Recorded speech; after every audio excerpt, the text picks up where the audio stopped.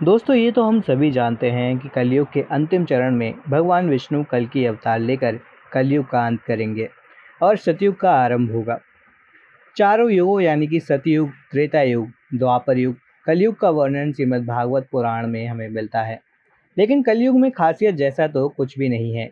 चारों ओर अहंकार, प्रतिशोध, लालच और आतंक ही दिखाई पड़ता है। कलयुग को मानव जाति के लिए एक श्राप भी कहा गया है, जिसे इस युग में जीने वाला हर इंसान भुगत रहा है। लेकिन क्या आपने कभी सोचा है कि कलयुग के अंत के बाद आने वाला युग कैसा होगा? यदि नहीं, तो हमारा आज का वीडियो आपके लिए बहुत ज़रूरी होने वाला है, क्योंकि आज इस वीडियो में हम आपको इसी बारे में बताने वाले हैं कि इस युग के बाद जब सतयुग आएगा तो वह कैसा होगा, उसका प्रारंभ कैसे होगा और क्या क्या परिवर्तन तब हमें देखने को मिलेंगे। तो अगर आप भी इन सभी विषयों के बारे में जानना चाहते हैं तो हमारे इस वीडियो को अंत तक ज़रूर देखें। दोस्तों, पुराणों में सृष्टि के संपूर्ण काल अवधि यानी कि समय को 4 युगों में बांटा गया है।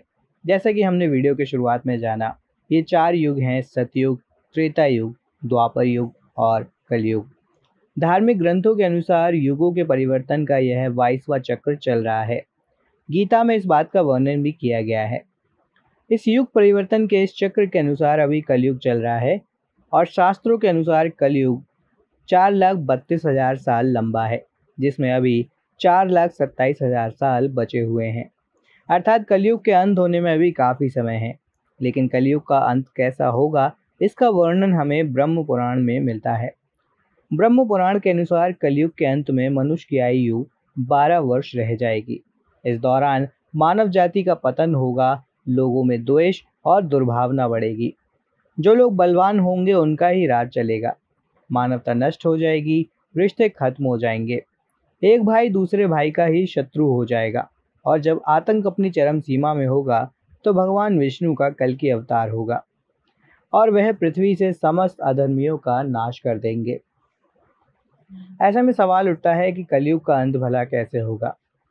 तो दोस्तों, इसका जवाब भगवान श्री कृष्ण ने भी बताया है कि कलयुग का अंत कैसे होगा, जिसका वर्णन हमें महाभारत में मिलता है। श्री कृष्ण के अनुसार कलयुग में ऐसे लोगों का राज होगा जो बोलेंगे कुछ और करेंगे कुछ।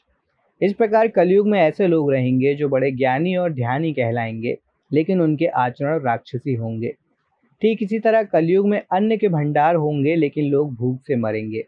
कलयुग में जब पाप अपने चरम पर पहुंच जाएगा और पृथ्वी लोक से धर्म समाप्त होने लगेगा, तब मैं कल की रूप में अवतरित होकर इस धरा को पापों से मुक्त करूंगा और इसके बाद जो नया युग आएगा वह सतयुग कहलाएगा। अर्थात सृष्टि युग परिवर्तन का 22वां चक्र पूरा करके 23वें चक्र में प्रवेश करेगी और फिर से नवयुग आरंभ होगा, जो सतयुग के नाम से जाना जाएगा। ऐसे में एक सवाल यह भी उठता है कि सतयुग कैसा होगा?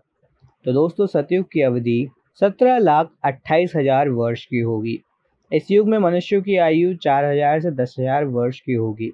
पृथ्वी लोक पर फिर से धर्म की पुनः स्थापना होगी। मनुष्य भौतिक सुख की जगह मानसिक सुखों पर बल देगा। मनुष्यों में एक दूसरे से नफरत की कोई जगह नहीं होगी और चारों ओर प्यार ही प्यार होगा। मानवता की पुनः स्थापना होगी। मनुष्यों को परम ज्ञान की प्राप्ति होगी।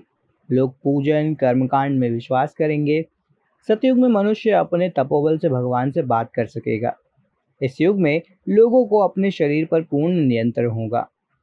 आत्मा का परमात्मा के मिलन से सभी सुख होगा। अर्थात सतयुग को इस सृष्टि का स्वर्ण युग कहा जाएगा।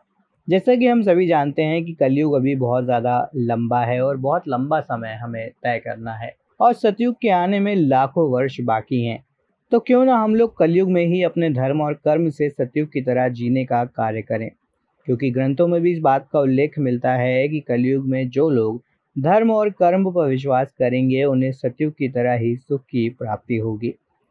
तो दोस्तों, अब तो आप समझ ही गए होंगे कि कलयुग के बाद आने वाला सतयुग कैसा होगा। यह वीडियो आपको कैसा लगा, हमें कमेंट सेक्शन में कमेंट करके ज़रूर बताएं।